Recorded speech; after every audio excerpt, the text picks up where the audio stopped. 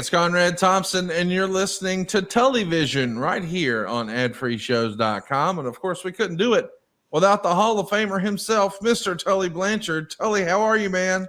Conrad, it's great to have you back, and it's great to be here again for edition number 3 of TullyVision.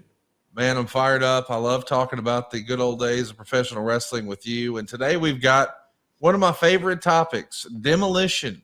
And boy, the Brain Busters have some battles with Demolition. But as a kid, man, I love the Demolition presentation. As a wrestling fan, what did you think of the Demolition persona or gimmick, if you will? They were big box office. I know that without getting into a bunch of down in the trenches, the WWE at that time, or WWF, they had the Hogan town, they had the Andre the Giant town, and then they had me and Arn against Demolition, the C-Team town.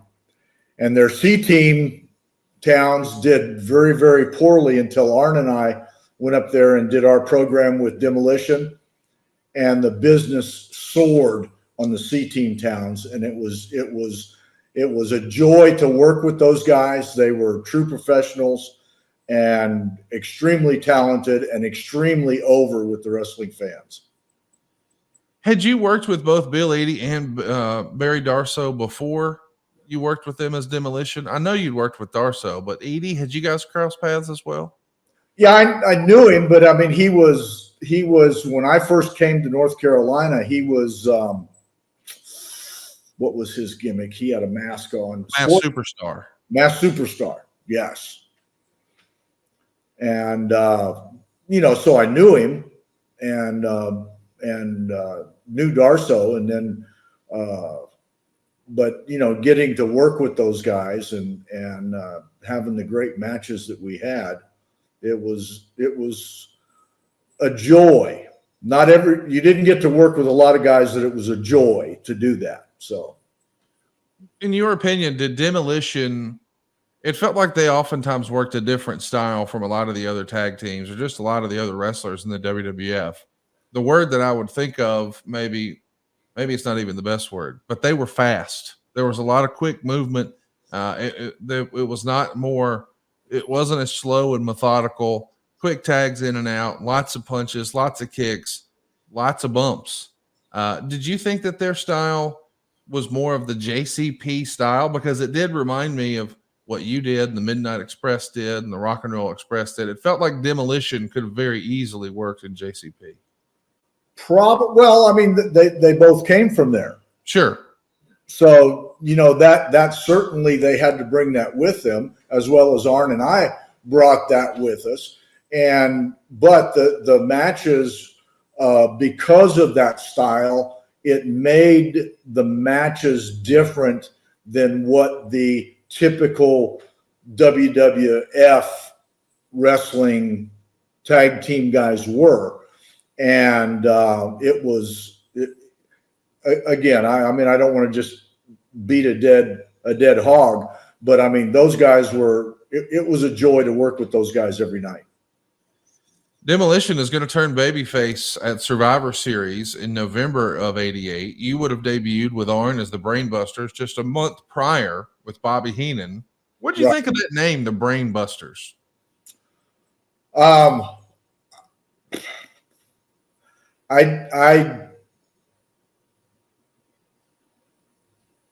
don't know. I mean, it was kind of given to us, and we didn't have a lot of input.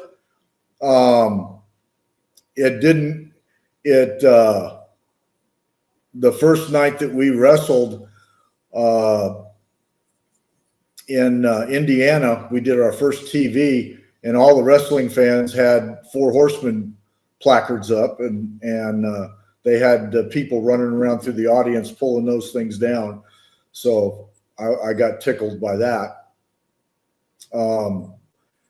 But it was, those guys were already over in the WWF, and to work with us, and then to put the titles on us on Saturday night's main event.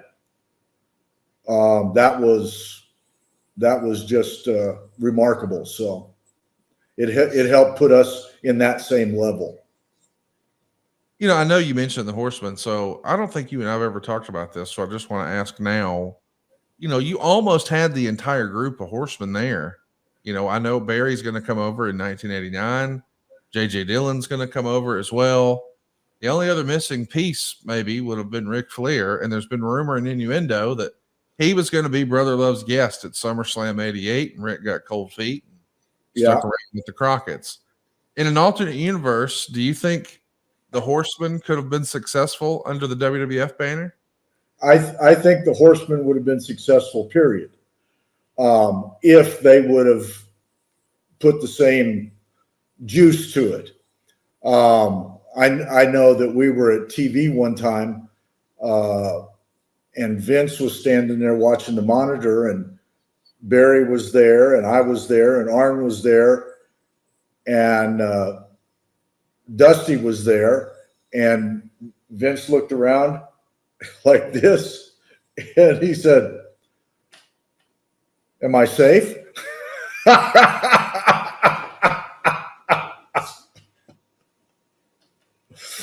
I did get a kick out of that. That's phenomenal. Let's talk about Demolition. You know, when they turn babyface, that means, hey, they're a potential opponent for you. I mean, it's one thing to take a look as a wrestler and see the roster, but when you really understand, you know, okay, I'm going to be the bad guy, so who am I going to be working with? Was there anybody that you were looking for, that you and Arn were looking forward to working with more than Demolition? It feels like they would have been your number one choice in the tag division at the time, or am I off base there? Yeah, because I mean the tag people were good tag teams, but I mean it was you had the Hart Foundation, and they were both great performers in themselves, but we had to adjust our styles to them to make it work.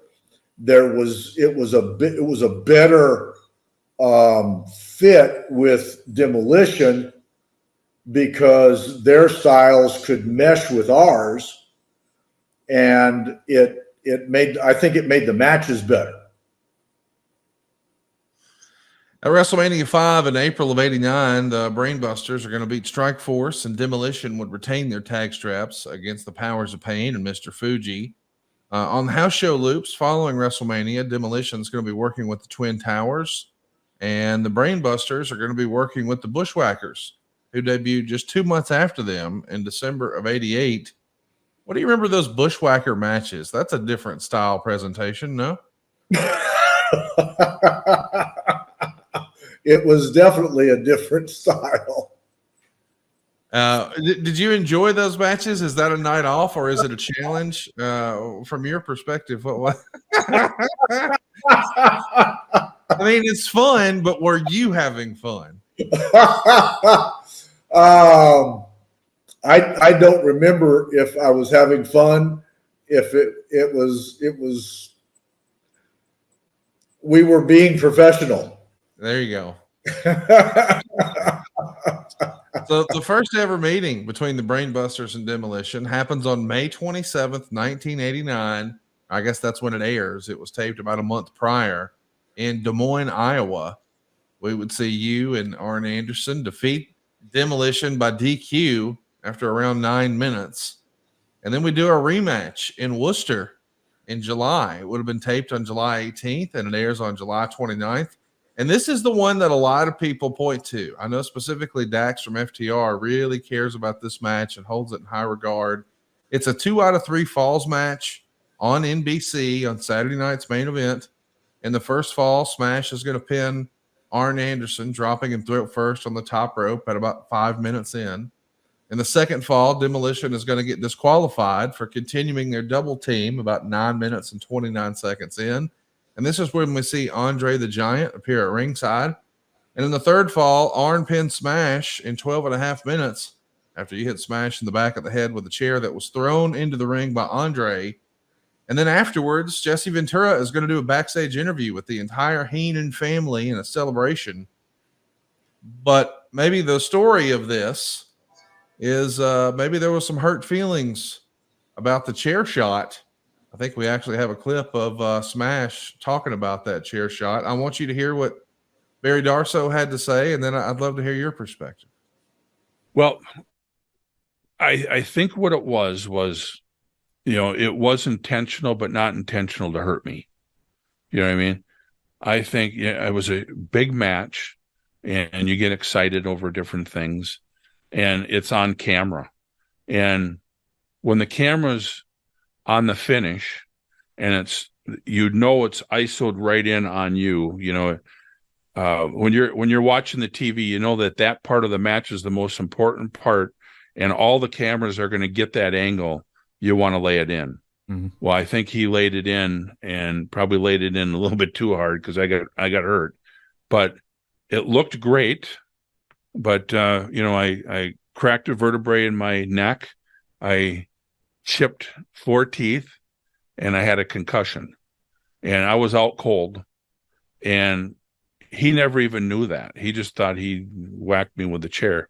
Well, I was laying there, and I remember Bill hitting me in the face going, "Hey, we got to get out of the ring. The match is over." And I'm looking at him. I thought, what the hell is going on? I was out cold, and I got up, and my jaw was killing me. I mean, I was hurt, and Bill got me out of the ring, and we came back, and I remember Vince looking at me going, "Holy shit, that was a hell of a match," and all that. And back then, I didn't want to tell people I was hurt or anything because, if you end up taking days off, somebody else comes in your position, and we were the top dogs at the time. So, I should have went to the hospital and probably should have had a few days off or whatever. But, right away, the next day we're in the next town, and Bill covered for me for a couple of weeks, but I was in real bad shape. And I didn't tell my wife, not for a long time, because she would have made me come home right away, But I ended up getting over it. But, to this day, I'm not right. I used to be math numbers. I was like I was a genius, but I mean, I was really good with numbers. You could ask me anything, and I could come up with, whatever it would be. And I can hardly remember phone numbers now. Anything with numbers, it's bad. And you asked me about different things that go on. I could remember them, but I can't remember them.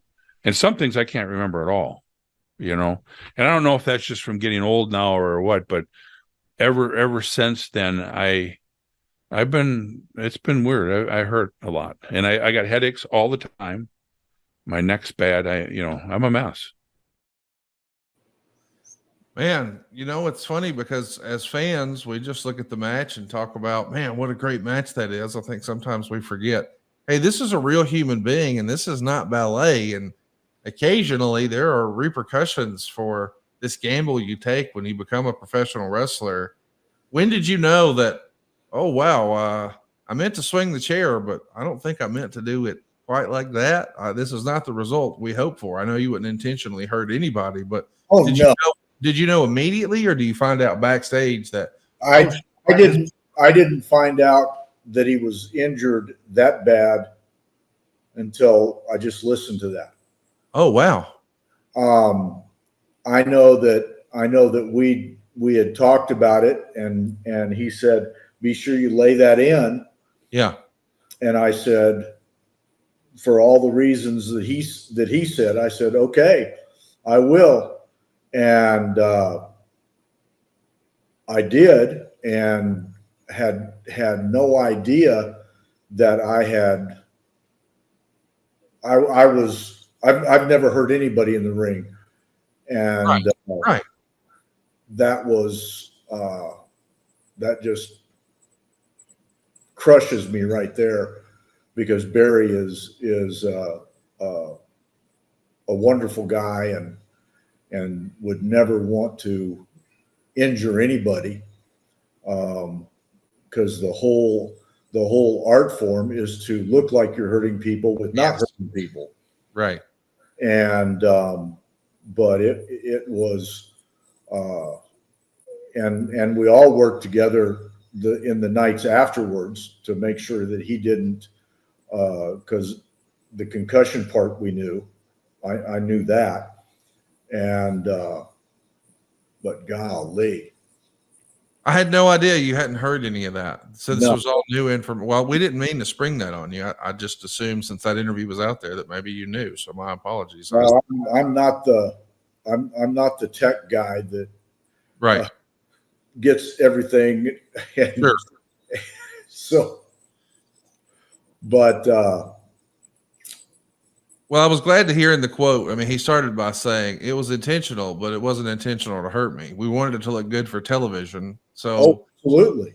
yeah, I mean, I don't think there's any ill will about intent. I mean, we wanted it to look good, and it did. Certainly, we didn't want to hurt anybody. And you mentioned, hey, we knew he had a concussion. And, of course, now we know much more about that sort of thing than we did back then.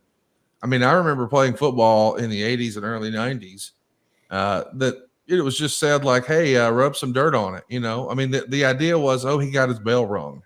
And it was like you miss a play or two and then you're good to go. I mean, they used to have smelling salts. Like now we look back and we're like, okay, yeah, he just got a concussion, but he's awake now. Go get another one. Like, we learned, we got better. Do you remember concussions ever being taken all that seriously in wrestling, or were they just too common?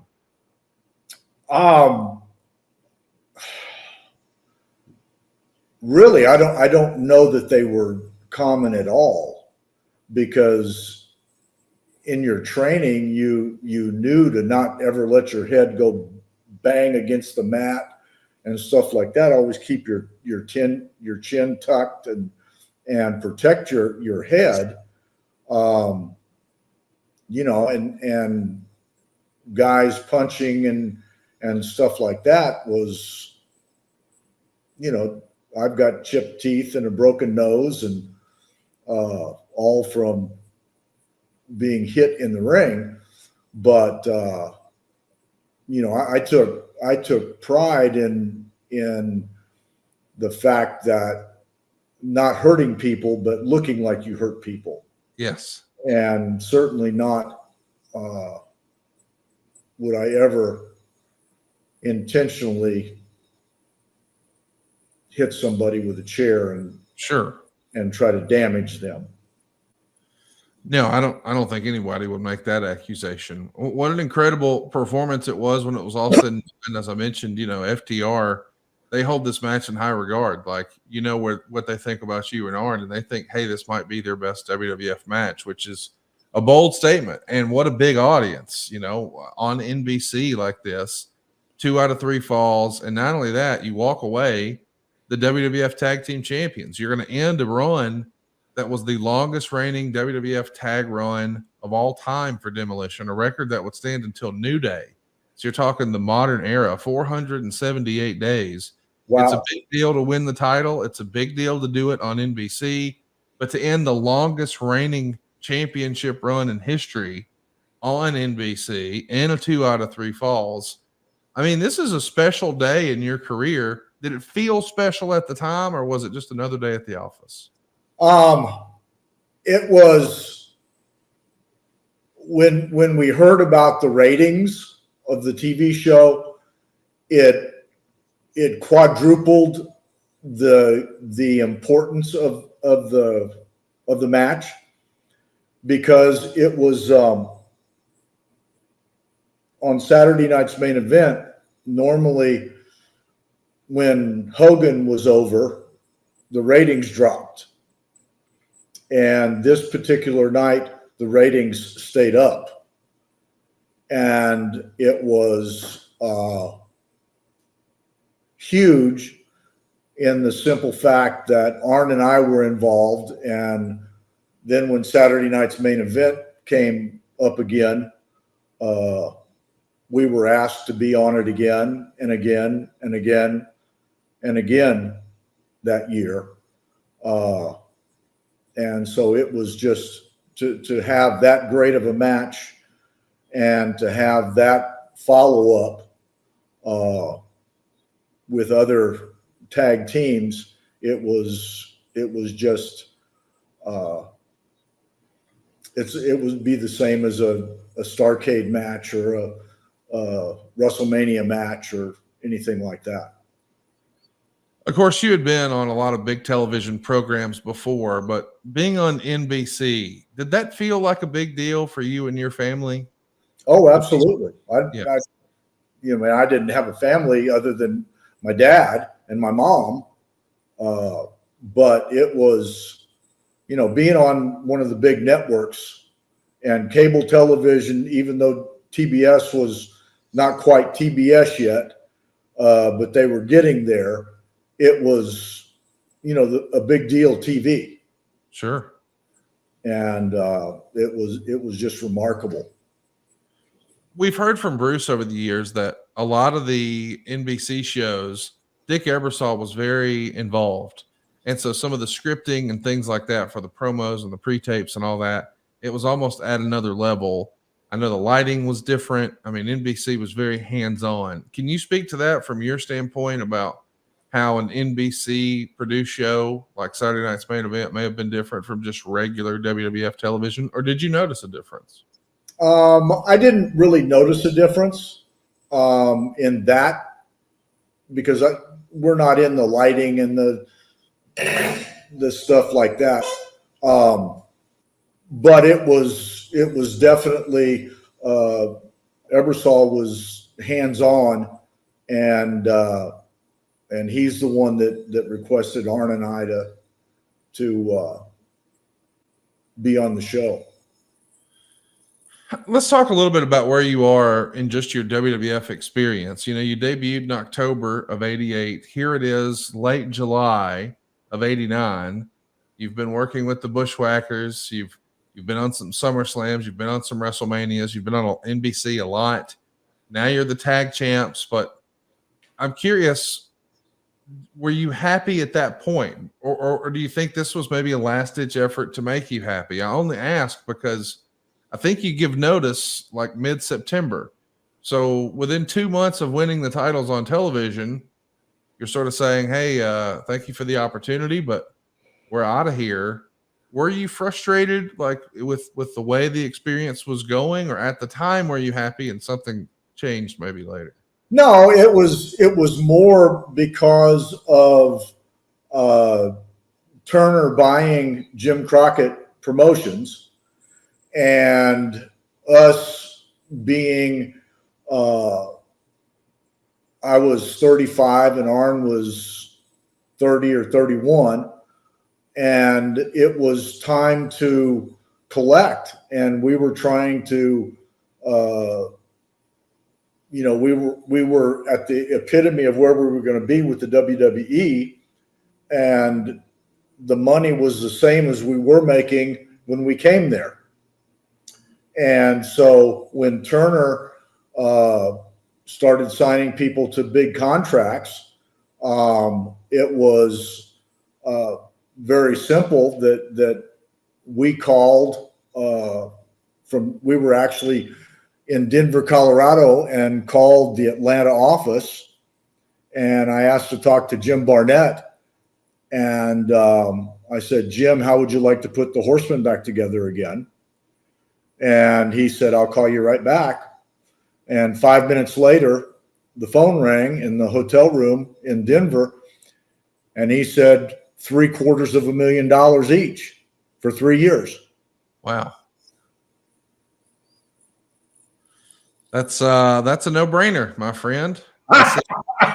That's kind of what I thought. That's pretty easy. Kind of what Arn thought.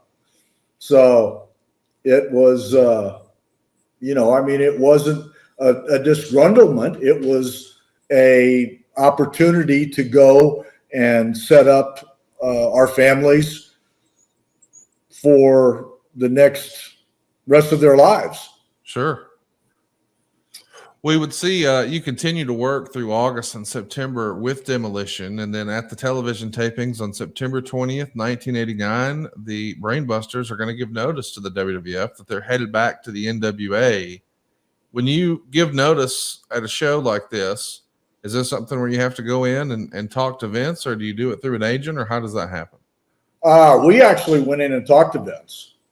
I mean, we really didn't have agents to do that, and just we wanted to do the right thing. We wanted to give our notice, and we went on TV and got beat rather quickly by Demolition to win their titles back, and then we proceeded to go on, and he wasn't going to let us out of our contracts until after Survivor Series.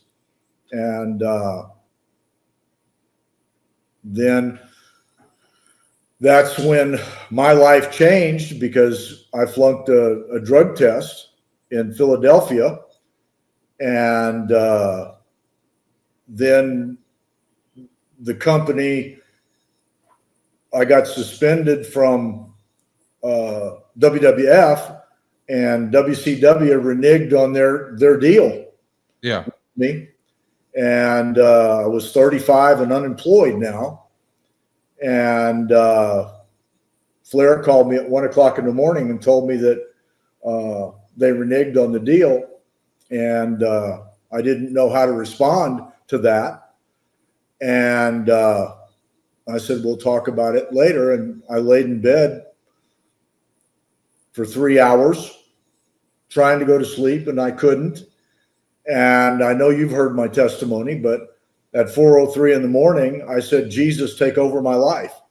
And it's the first time I'd ever said the name Jesus when I wasn't cussing somebody. And the Lord took over my life, and it's been that way for the 35 years now. Wow, man, what a story. And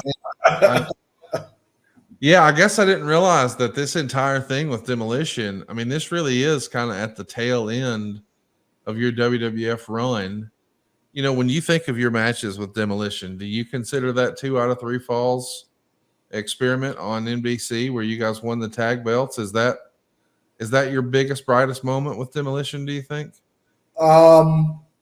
Probably, because I think that when we dropped the titles back to them, I think we did it in 4 minutes or some very short period, beat us up and like we were job guys, and which was fine. I mean, that was what they wanted, but it was, by far as good a match as we ever had. And the only other match with the WWF would have been against Shawn and Marty in Madison Square Gardens. That may be one of our greatest matches ever. Wow. And we got to talk about that one at some time in the future too. Talking about your match with Demolition, though, Jeff Myers wanted to know, this was a great match with a lot of similar spots to the Starrcade match with the Road Warriors. Was this intentional, or did the match just evolve that way?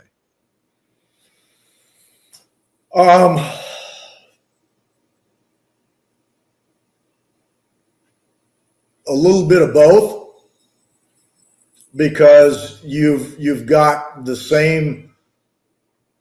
Demolition had the same big, powerful gimmick that the Road Warriors had, and you have to do kind of the same kind of stuff with them. And so a lot of that was for that reason.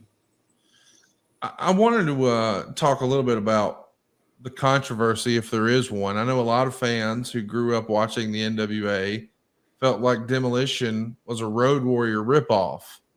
Bruce Pritchard would say, actually, the Powers of Pain were our Road Warrior ripoff.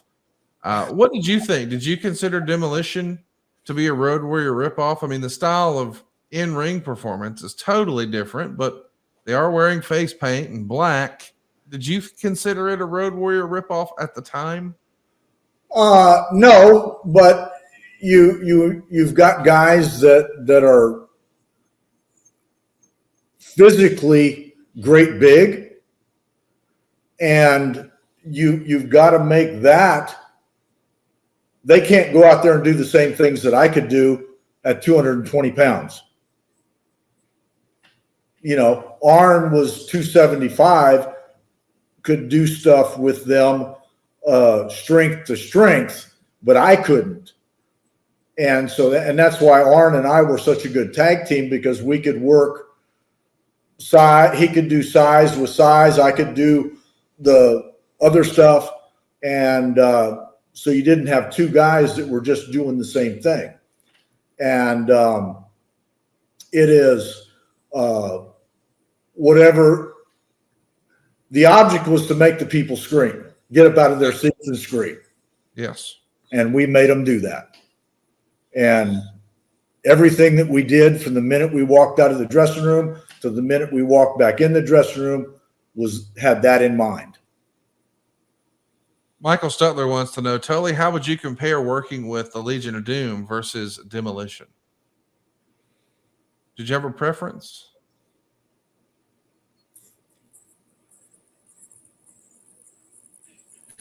I think that working with Demolition was probably a little higher on my list because they were at the top. That makes sense. Doom was not quite there, but still, we still tried to have the greatest match that we could have every night, no matter where we were. When you and Arn, I mean, I know that, you know, hey, it's wrestling. You know, this is your job. You know, you're here for the money and the miles is what really counts. I think Lou Albano famously said. But when you win the tag titles in the WWF, you'd been the NWA. You'd held all the territory belts, but you grew up, you know, appreciating the NWA. But you also saw what Vince had done with the WWF, and New York was certainly perceived at that point as being the big leagues and the top of the mountain. Sure. To get the tag titles. Is there any part of you as a performer or a fan that thought, you know, I know it's scripted, but we did it. This is kind of the top of the mountain. We're in the top place. We got the top belts for the type of wrestling we're doing. Mission accomplished. Does your brain work that way at the time or not so much? Well, it is probably not quite working like that at that time. Whereas when we were the first tag team ever to hold the NWA World Championships and then the WWF World Championships. Yes. And Road Warriors were the only ones ever to do it after us. There were no more. So the having Vince christen us to put the belts on us is a bigger accolade than actually just winning the belts, and then knowing that you know the people supported us in both companies and followed us. It is at 70 years old, it is somebody saying, you did it right. You did it right. Instagram a wrestling historian wants to know, did you know at the time that you were ending the longest reigning WWF tag title run of all time? Or is that something you find out after the fact? I don't know that I ever found that out. Till today. Okay. All right. It's amazing how differently at times, you know, we fans view wrestling versus the folks who were actually performing it. You know, somebody at home's keeping up with those number of days. Drew Landry says, you wrestled a lot of tag matches in your career. Where does the non-title tag match that you and Arn had with the Hart Foundation at SummerSlam '89 rank for you? So that's a good question because, after you win the tag straps from Demolition, you would think that you'd be working with them at SummerSlam. Instead, you're working with the Hart Foundation. It was an incredible match. I really enjoyed that match. Where would you rank that match with the Hart Foundation compared to, say, this 2 out of 3 falls at NBC? I don't remember. I remember working with the Hart Foundation, but I don't remember working with them at SummerSlam. Yeah. And it was, we had to do some of the same stuff with Brett's brother-in-law. And boy, he used to hammer you when he hit you. Oh, yeah? The anvil was a little snug, huh? The anvil was probably as hard as the chair I hit Barry with. Okay. All right. That tells us the whole story. If it would have hit you in the head, he'd probably killed us. I love that match. I can appreciate that you don't immediately remember it, but boy, what a creative finish it was. I thought you guys stole the show. You opened SummerSlam that year. It's my favorite match on the entire card. But the finish is where you were the legal man. Arn, of course, is going to cheat, as he had a tendency to do back then, by the way. And as he goes to make the cover, he uses his arm and whoever he was pinning, whether it was Brett or Anvil, their arm, to cover his bald spot. So the referee couldn't tell the difference between you and him because you're wearing similar attire, similar boots, similar trunks. So the only telltale was, hey, they have different hair. And well, Arn had a little less hair than you did. So by covering up with both arms, the ref couldn't see. I thought, especially as an adult, when I go back and watch it, all the little stuff that made you guys so great is on display in that match. I highly recommend it. SummerSlam 89 against the Hart Foundation. I would love to watch that, and that maybe that's something that we have on TullyVision and look at some of the stuff, because now that you mentioned that, I remember it's starting to stir my poor little old brain. But that's the kind of stuff that Arn and I did, was the little bitty details like that not everybody took care of. And it was important to the style that we performed, that we did those details.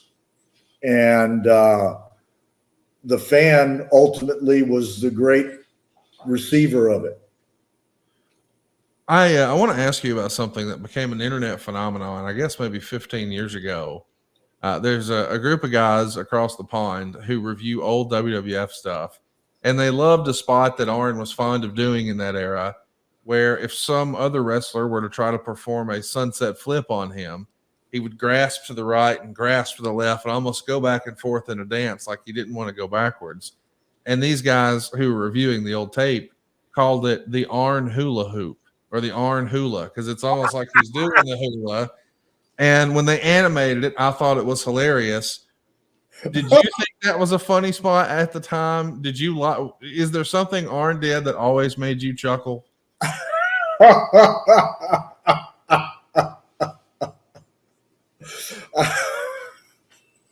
I'm chuckling now. Grab to the right and to the left, all for the sunset flip. The hula, it's hilarious.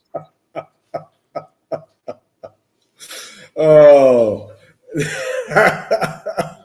what a great shot! Great job. God, that is a great shot. Were there any signatures that you considered staples? I mean, we've heard from Ric Flair there were certain things that he wanted to see as a fan when he went to see his favorite wrestlers, and he wanted to make sure that he, quote unquote, played the hits if someone paid to see him. So you would see the Flair flop and the flip in the corner, and there were parts of his routine that if you were seeing a Ric Flair match, you wanted to make sure you did. Were there any of those that the Brainbusters said, hey, we're going to make sure we hit this every time? I don't know that we said that we're going to make sure that we hit it every time, but there were a few things that we did depending on the opponent that we had that featured them or featured us in a selling fashion as the Arn Hula was, and that was, I think I used to hate that, but anyway. It feels like something you would have hated, but it feels like something he would have loved doing. And he did it every night. And there it goes. Look at him. It's so fun. I used to hate it when he would do it looking at me. What'd you think about when JJ over in JCP used to do the Holy Bully between the ropes? How great was that? I had just about the same feeling. Every time I see that and JJ just sliding up and down the rope, shaking, it just makes me laugh. Bryant is with us here live. We appreciate you stopping by, Bryant. And he says, did Tully prefer facing the bigger teams like Demolition and the Road Warriors or the smaller high-flying teams like the Rockers and the Rock and Roll Express? It was equally enjoyable for both. There's just different things that we could do against the Rock and Roll Express or the Rockers.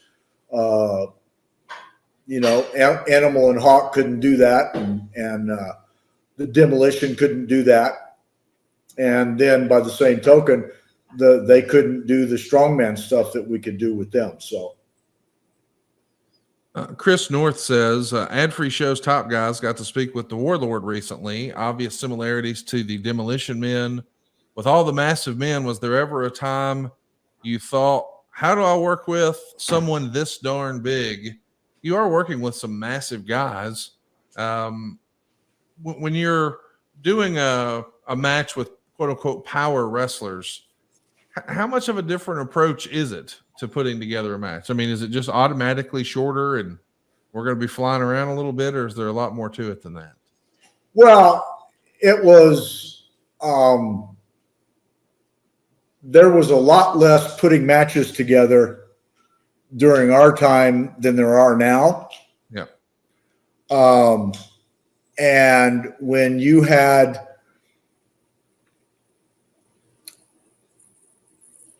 we were in Southwest Championship Wrestling with my dad. Andre the Giant used to tour kind of like the world champion did. And so I was the TV champion, and I was the first Southwest TV champion. And it was a 10-minute time limit TV championship belt. So then if I go more than 10 minutes, then I couldn't lose the belt. And so Andre the Giant came in, and so we booked him against me for the TV title. And I simply went on television and said, look, Andre can't catch me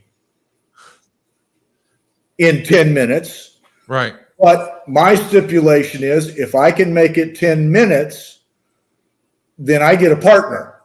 Yes. Okay. And we had the biggest crowd that we'd had in San Antonio in many, many years to watch me at 215 pounds wrestle Andre the Giant for the TV title and have my partner come in at 10 minutes. And all as Andre did was grab me by the foot and pull me in the ring, grab my hair, pull me in the ring, grab my tights, pull me in the ring. And I ran for 10 minutes. And then I got body slammed, and he slammed my partner on top of me and sat on us in 14 minutes and pinned us. So all that to say, it is something about my nature and the way I approached having matches. People believed that I could wrestle Andre the Giant. Yeah.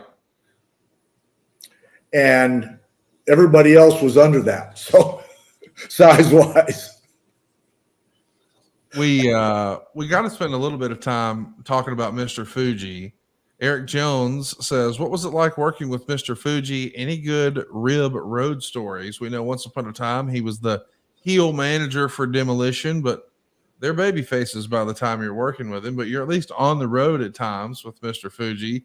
He had developed a bit of a reputation for being a legendary ribber. Did you see any Mr. Fuji ribs you recall? I'd heard all those stories and kept my distance. And Arn and I traveled together and really didn't have any. Of course, Heenan was a pretty good ribber too. So sure. So you had to be careful with all those guys. What was did you travel with Bobby at all? How was he on the road? Actually, Bobby only managed us on TV. Okay. And didn't travel with us unless it was a big show. So it was just Arn and I on the road. So Arn was looking pretty thick in that picture. And is it just me, or did that dude almost never age? It feels like he was the same age for 25 years. Yeah, absolutely. He doesn't look like he couldn't do it now. Hey, I wanted to get your take and your opinion. I know that you were a part of AEW, and recently Brock Anderson did an interview, and he talked about his time in AEW, and he basically said, AEW is not set up for new guys in the business to really learn. It's really just TV. I don't think he was saying that in a negative way, but certainly there's a lot of tribalism in wrestling and people are jumping all over it. But you got to know, Arn Anderson better than most. And man, what an unenviable position for a young wrestler like Brock to have his very first match on national television, to start working with a company that really doesn't have developmental and doesn't run house shows, and start during a pandemic where there aren't even crowds. And now it's like, hey man, we're live. Get out there on national TV and let's see what you got. That's a tall ask. I think the best is yet to be seen from Brock Anderson, in my opinion. Oh, I would agree with that. But the pandemic, and I mean, you want to start stacking the cards against everybody, not just Brock, but I mean, without an audience, I couldn't have wrestled without an audience. Right. I mean, everything we did was wanting a crowd response. And if you got a crowd response, you continued. And if you didn't, you adjusted. And, to have a TV show, it was almost like doing Atlanta TV on Saturday morning at 10 o'clock. 14 people in there. And that was just a little bit crazy. But I agree. If Brock gets an opportunity to work with a company that can utilize his talent, I think that he's got a future. I'm excited to see what he's doing on the independents. I know he's working with MLW and AML, and I'm sure there's a lot more to come. The best is yet to come from Brock Anderson. And I know the world hasn't seen it yet, but boy, he's a heck of a talker. He gets that from his dad. I'm sure it runs in the family, but I'm sure if and when we start to hear from Brock Anderson, I think people's opinions about Brock and his upside are going to change in a hurry. We should also touch base. I see that Tessa, man, she's tearing it up in CMLL. It feels like every day there's another great report of her stealing the show at Arena Mexico and so forth. I'm really excited to see that she's getting back into the wrestling world. Were you surprised to see her jump back in? Is this a bug that's hard to shake off? What say you? She is excuse me. She is extremely talented,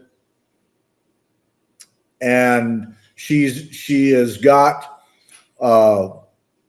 If I can be a dad and toot her horn a little bit, Please do. she is a full-time student at UTSA, University of Texas, San Antonio. Okay. And every semester she has made the dean's list. All right. That's awesome. And my son also, when he went to UTSA in the ROTC program, he made the dean's list every time.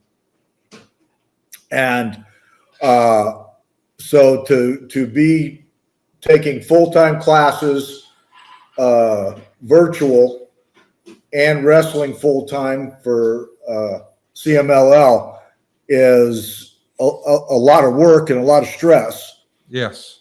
And she is balancing and handling both sides of that. And I told her, I said, the most important thing is make sure that you steal the show every night, or at least try to. And then that makes everybody else around you better. Yep. And if not, you've at least, and if you do steal the show, it is good for you.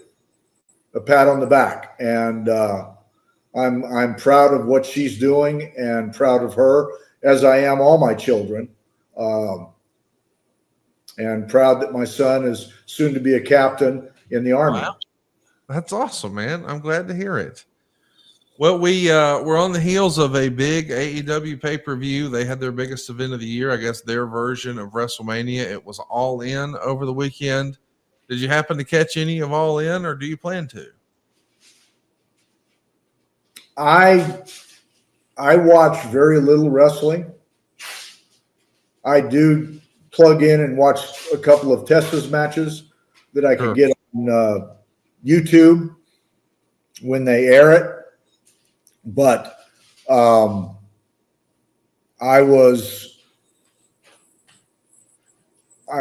just don't watch.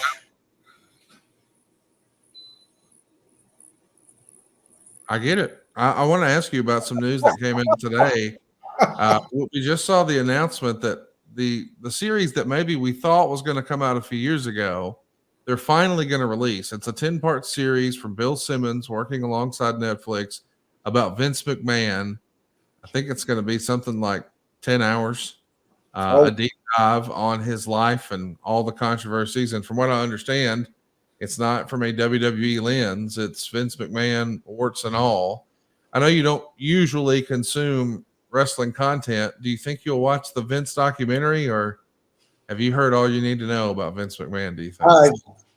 I've got all the Vince McMahon stories I need. Yeah. I understand. I think a lot of people get that. We got a couple questions here, and then we'll put a button on today. Michael Stutler wants to know, did you and Arn stick to kayfabe while in the WWF? I heard Arn say he and Barry Darsow were close friends and maybe wanted to go out and grab a steak, but of course we know, well, one was a baby face, one was a heel.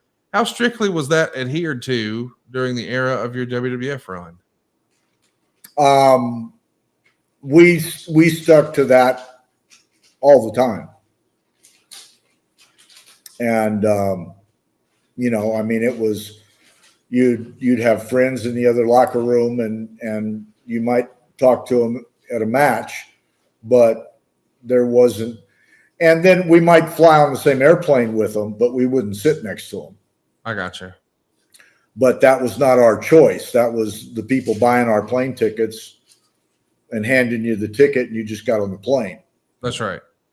And so you didn't have that in your choice, but it was, that was something that was ingrained in me, and it was very, very difficult for me, even today, to even talk like we did today. This is a learned conversation for me. No, I get it. It's constantly changing, and Boy, it's changed a lot since you and Arn were running roughshod of the WWF and Wrestling Demolition. When you think back over your run with Demolition or your matches with Demolition, you know, when you're thinking about your great all-time opponents, you know, I think most people would say, hey, Midnight Express, Rock and Roll Express. Is Demolition on that list for you? I mean, are they on your sort of Mount Rushmore of opponents for you and Arn? I think you have to. I think you have to put them there because of the level that the exposure was, especially being on CBS or NBC. You know, when you get that kind of coverage and you get that many people watching it, it would have to be up there with the Rock and Rolls and the Midnights and all the great matches that we had with Robert and Ricky and Sean and Marty, and you know, that those are just you know, the only time that I wrestled in Madison Square Garden was against Sean and Marty, and I watched that when I was in Costa Rica last summer for the first time ever. And I went, oh my God. Wow. We got knocked down a bunch and kept getting back up. Yeah, we got to watch that one sometime here on the show. Let's put a button on this one. I want to ask, in that era, were there agents that are being used the way they are now? And if so, when you wrestled Demolition, did you guys have a favorite agent that you like to work with? I don't. They had, each guy had a different personality, but they were all easy to work with. I thought, you know, I mean, I didn't have any gripes or moans about any of them, and you know, and it was, of course, that was part of being a professional too. You know, you were told what to do, and you went out and did it. That's right. Well, let's finish with Amy. She's your number one super fan, and she wants to know, do you have any upcoming appearances? Where can we see Tully Blanchard? You got anything on the books right now? I scheduled 2025 in Charlotte. Okay. But I don't have anything else. So if you know somebody that needs somebody to come sign autographs, I'll be willing to do that.